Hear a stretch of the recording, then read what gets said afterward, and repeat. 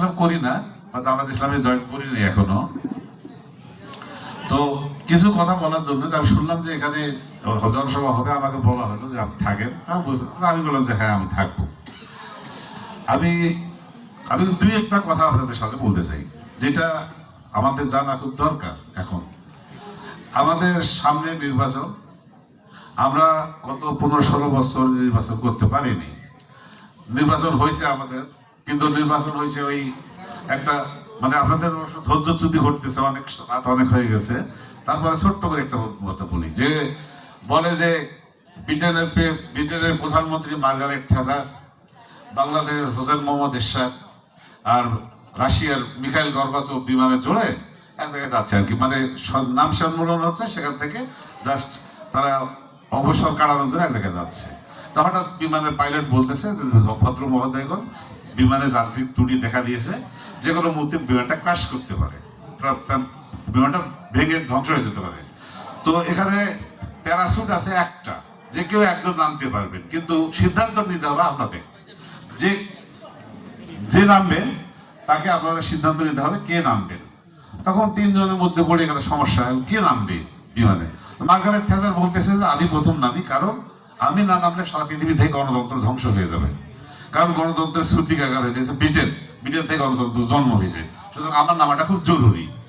গর্বাচভ বলতেছে যে আপনি ফালতু কথা বলেন কেন, সারা বিশ্বের মানুষের আশা ভরসার স্থল হইতেছে কমিউনিজম। গর্বাচভ আমি যদি মারা যাই তাহলে সারা পৃথিবী থেকে কমিউনিজম শেষ হয়ে যাবে, সুতরাং আমার নামাটা জরুরি। তাহলে এরশাদ কি বলে, এরশাদের তো বলার কোনো জায়গা নেই, এখন কমিউনিজম না গণতন্ত্র না কিছু না। এরশাদ বলতেছে যে আসেন আমরা ভোট করি, আসেন আমরা ভোট করি। তো ঠিক আছে, আমরা ভোট করি। তো 3 জনে ভোট করলো, ভোটে দেখা গেল গর্বাচভ 0, মার্গারেট থ্যাচার 0, এরশাদ 14। ভোটার কিন্তু 3 জন। তা আমাদের দেশে গত 17 বছর এইভাবেই চলছে, বুঝছেন? তো এখন আমাদের একটা সময় আসছে, আমাদের ছেলেরা, আমরা কিন্তু এক সময় আশাহত হয়ে গেছিলাম যে একটা জাতির ভবিষ্যৎ এবং অতীত, এই দুটো তো মেইন। আসলে বর্তমানে যে আমি কথা বলতেছি, কথা বলতে বলতে শেষ হয়ে যাচ্ছে, এটা বর্তমান শেষ, কিন্তু ভবিষ্যৎ এবং অতীতটা আসল জিনিস। তো অতীত হইতেছে আমরা বয়স্করা, তা আমাদের দেশের বয়স্ক লোকজন যারা ছিল, নেতৃবৃন্দ যারা আছে, মানে বুদ্ধিজীবী বা সুশীল শ্রেণী যারা আছে, এতে দাঁড় করে দেখা যায় যেটা কোন মার্কা চিহ্নিত, কে কোন মার্কা। টিভির টক শোতে আসে না, আসলে বোঝা যায় যে কি কি বলবে, ও আগেই বলে দেওয়া যায় যে কি কি বলবে এখন। আর ভবিষ্যতে দেশে আমাদের ছেলেপেলেরা, তারা বিভিন্ন ধরনের নেশা টেশা করে মানে এত প্রকারের নেশায় যে চিন্তা করা যায় না। এবং তারপরে কি জুয়া, ক্যাসিনো টেসিনো কি যেন নতুন নতুন জিনিস আসছে, শুনে অবাক হয়ে যেতে হয়। তা আমি চিন্তা করতাম যে এই দেশের বোধহয় অতীত তো গেছে, ভবিষ্যৎ শেষ, আমাদের বোধ আর কিছু নাই। কিন্তু না, আসলে আমাদের দেখাই দিচ্ছে, আমাদের তরুণ সমাজ আমাদেরকে দেখাই দিচ্ছে এই দেশে কিভাবে কি করতে হয়। যে আন্দোলন তারা করছে, আমি তার সাথে শ্রদ্ধাভাবে স্মরণ করি 24-এর আন্দোলনে যে সমস্ত শহীদান তাদের বুকে তাজা রক্ত ঢেলে দিয়ে আমাদের আজকে এই কথা বলার অধিকার আনি দিয়েছে। এবং যারা পঙ্গু হয়েছে তাদেরকে আল্লাহ পাক সুস্থ করে দিক, আমি সেজন্য তার জন্য দোয়া করি। তারা আমাদের দেখিয়ে দিয়েছে। তাই তাদের সম্বন্ধে আমি 2 একটা কথা বলতে চাই। গত পরশুদিন বোধহয় আমি একটা লেখা পড়তেছিলাম, ঢাকা বিশ্ববিদ্যালয় বলতেছে যে 50 দিনের ইতিহাস, একটা বিশ্ববিদ্যালয়ে 50 দিনের ইতিহাস। সাদিক কায়েম ফুল প্যানেল ওখানে জামাত ইসলামের ছাত্র শিবিরে বিজয়ী হয়েছে। সাদিক কায়েম 50 দিনে যে সমস্ত কার্যকলাপ করছে, সেই কার্যকলাপগুলো শুনে আমি তো থান্ডার্ড হয়ে গেছি, আমি অবাক হয়ে গেছি যে এইসব কেমনি সম্ভব। তারা ঢাকা বিশ্ববিদ্যালয়ের সমস্ত যে সমস্ত রাস্তাঘাটে যেখানে সেখানে দোকান বসতো, ময়লা নোংরা সব সাফ করে পরিষ্কার করে দিয়েছে। ডাইনিং হল, যেখানে 1 কেজি ডাল দিয়ে 300 ছেলের ডাল রান্না করা হতো, কি ডাল হইতো সেটা বলেন। তো সেখানে সেই ক্যান্টিনে গিয়ে বা ক্যান্টিনের ম্যানেজারকে ডাক দিয়ে বলা হয়েছে যে যা যা লেখা আছে, যে যেভাবে তুমি পাইছো, টেন্ডার নিছো, এটা যদি তুমি ঠিক করতে পারো তাহলে ক্যান্টিন চালাও, আর না হলে আগামী 7 দিনের মধ্যে তুমি পোল্টা পাটলে নিয়ে বিদায় হও। ক্যান্টিন ঠিক হয়ে গেছে। তারপরে ছাত্রছাত্রীদের বলা হয়েছে যে আপনাদের কারো অভিযোগ থাকলে আমাদের জানান। সবাই জানে, তারা জানাই দিয়েছে ছাত্রীদের বিভিন্ন সমস্যার সমাধান, যেমন মহিলাদের বিভিন্ন ধরনের সমস্যা আছে, যেমন তাদের এই অনেক কিছু প্রবলেম আছে, সেই সম্বন্ধে তাদের বলছে। তার সঙ্গে সঙ্গে পিজি হাসপাতালের বার্ডে হাসপাতালের সঙ্গে কন্ট্যাক্ট করছে। বার্ডে হাসপাতালের সঙ্গে কন্ট্যাক্ট করে বলেছে ঢাকা বিশ্ববিদ্যালয়ের সমস্ত ছাত্রীর প্রতি বছর একটা করে চেক আপ ফ্রি করে দিয়ে দিয়েছে। তারপরে বলছে যে আমরা ভাই রিডিং রুমে পড়তে পারি না গরমের জন্য, তাদের সেখানে ফ্যানের ব্যবস্থা করে, এসি ব্যবস্থা করে দিয়ে দিয়েছে। রুমে থাকতে পারে ছেলেরা, তাদের ফ্যানের ব্যবস্থা করে দিয়েছে। মেঝেতে থাকতে হয়, তাদের খাটের ব্যবস্থা করে দিয়েছে, হাজার হাজার খাট দিয়ে এসে দিয়ে দিয়েছে। তারপরে ল্যাবে, যেখানে গবেষণা করার কোনো ব্যবস্থা নাই, 50 কোটি টাকার ব্যবস্থা করছে সেখানে ল্যাব করার জন্য। এবং সবচেয়ে মজার ঘটনা, আমি অবাক হয়ে গেছি যেটাতে, যে একটা ছাত্র সংগঠন বলতেছে আমরা আবাসিক সমস্যার সমাধান করবে, যেখানে একটা করে হলে একটা রুমে 18 জন 19 জন ছেলে বেডে মেঝেতে ঘুমায়। সেই ইউনিভার্সিটিতে গণরুম কালচার যেখানে, সেই ইউনিভার্সিটিতে তারা বলতেছে আমরা আবাসন সমস্যার সমাধান করব। এবং অবাক করা কারণ হচ্ছে তারা 1850 কোটি টাকা জোগাড় করছে অলরেডি। এবং আশ্চর্য ঘটনা হইতেছে কি, এই টাকা একটাও ইউনিভার্সিটিরও নয়, সরকারেরও নয়, তারা বিভিন্ন জায়গা থেকে এই তহবিল জোগাড় করছে। এবং জামাতে ইসলাম যেটা বলছে যে 111 গভর্নমেন্ট যখন আসলো ক্ষমতায়, 111 আসলো, তখন বিএনপি, আওয়ামী লীগ, অন্যান্য পার্টি, জাতীয় পার্টি সবাই কিন্তু গ্রেপ্তার করা হলো। মঈনুল আহমেদকে জিজ্ঞেস করা হলো জামাতে ইসলামকে কেন গ্রেপ্তার করা হচ্ছে না, তখন মঈনুল আহমেদ বলতেছে আমরা অভিযোগ দেন, অভিযোগ দেন, আপনার অভিযোগ দেন যে আপনার কাছে চাঁদা চাইছে, নাকি আপনার কাছে দুর্নীতি করছে, না কি করছে। দেখা গেল যে তারা কোনো অভিযোগ দিতে পারল না, যার জন্য জামাতে ইসলাম গ্রেপ্তার হলো না। আমি তখন সৈয়দপুরে চাকরি করি, জামাতে ইসলামের একজন মন্ত্রী আলী হাসান মোহাম্মদ মুজাহিদ, সমাজ কল্যাণ মন্ত্রী, উনি দিনাজপুর সফরে গেছেন। তা আমরা সৈয়দপুরে বিমানবন্দর যেহেতু, সুতরাং আমরা অ্যালার্ট আছি যে দেখি হয়তো নামতে পারে, সারপ্রাইজ ভিজিট করতে পারে। তো পরবর্তীতে শুনলাম যেটা, ওখানে সমাজসেবা অফিসের কাছে শুনলাম যেটা, যে দিনাজপুরে গেছে, দিনাজপুরের ডিডি সমাজসেবা উনি 12টা উপজেলা থেকে 10,000 টাকা করে চাঁদা উঠেছে।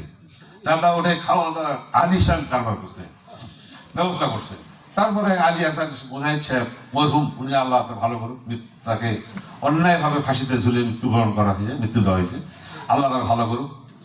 তো উনি তখন এসে মিটিং করলেন, মিটিং এর পরে বলতে স্যার খাওয়া দাওয়ার ব্যবস্থা আছে। তো উনি যেদিকে বললেন যে আপনি প্রোগ্রামটা বের করেন, প্রোগ্রামটা বের করলো, যেখানে দেখেন তো আপনি খাওয়া দাওয়ার কোনো অ্যারেঞ্জমেন্টের কথা বলা আছে, না স্যার বলা নেই। আপনি কি জন্য করলেন, কাঁধো ঘুমিয়ে করলেন, কেমন করে করলেন, এই ফান্ডটা আসলো কোথেকে, তখন তো কথা বলতে পারে না উনি।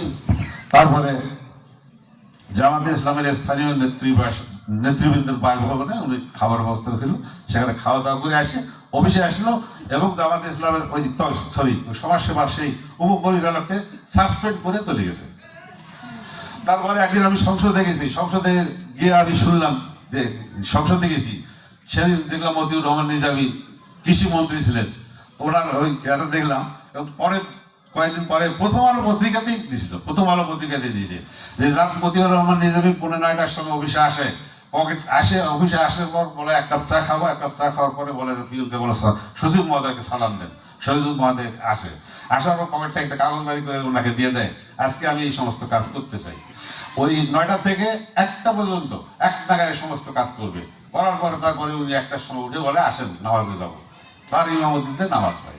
কিন্তু আজকে আমাদের দেশে যারা নেতা আছে, যারা আমাদের নেতৃবৃন্দ, ইরান, কিছুক্ষণ আগে আমাদের প্রধানমন্ত্রী সাহেব বললেন, ইরানের কথা বললেন, ইরান, রিপাবলিক অফ ইরান, সেখানে যে প্রধান মসজিদ, তেহরানের যে গ্র্যান্ড মসজিদ, সে গ্র্যান্ড মসজিদে যে খুতবা দেয়, সে খুতবা দেয় হলো ইরানের গণপ্রজাতন্ত্রী ইরানের প্রেসিডেন্ট অথবা ধর্মীয় নেতা।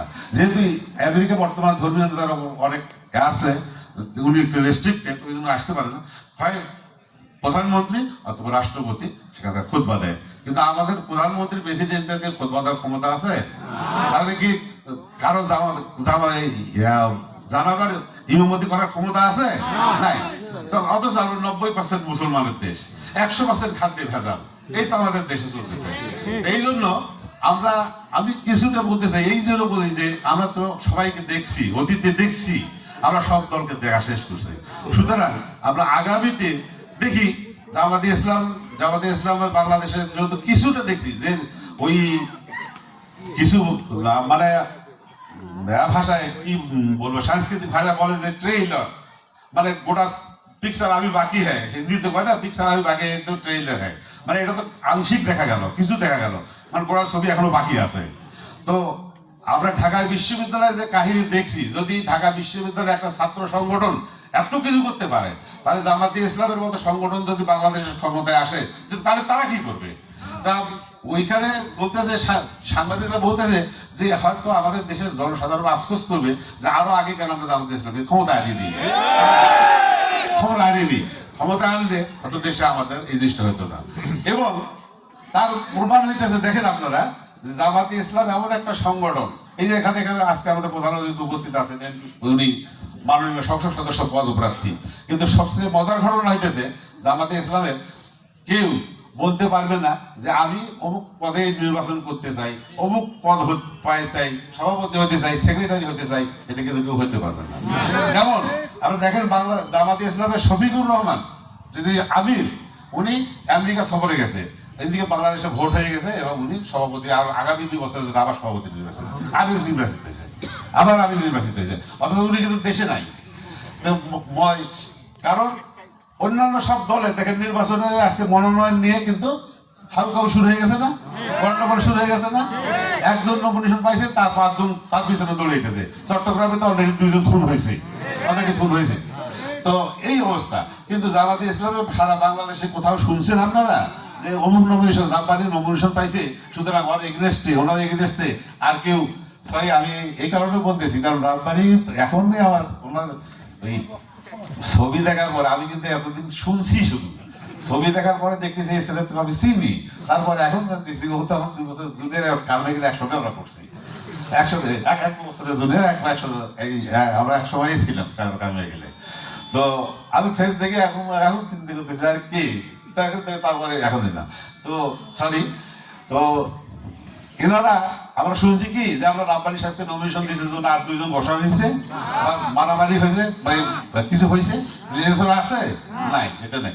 যেহেতু সুশৃঙ্খল একটা সংগঠন, সুতরাং আমরা চাই যে আগামীতে জামাতে ইসলামকে যদি আমরা নিয়ে আসতে পারি ক্ষমতায়, দেশে দেখি না আমাদের তো অনেক সময় নষ্ট হয়েছে, আমাদের 53 বছরের নষ্ট হয়ে গেছে, 53 বছর নষ্ট হয়ে গেছে, আমরা দেখি।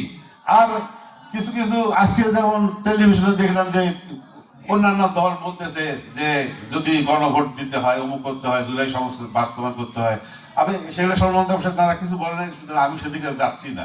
তো বলতে হবে সংসদ, তাহলে সংসদে গণভোটের বিল পাস করতে হবে, অমুক করতে হবে।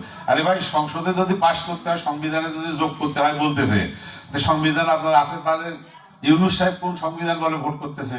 এটা কি ভোটে আছে? সংবিধানে আছে? ইউনূস সাহেব সংবিধান ভোট নির্বাচন পরিচালনা করবে? এটা তো নাই সংবিধানে। তাহলে সংবিধান আগামী সংসদকে রেটিফিকেশন করতে হবে সব।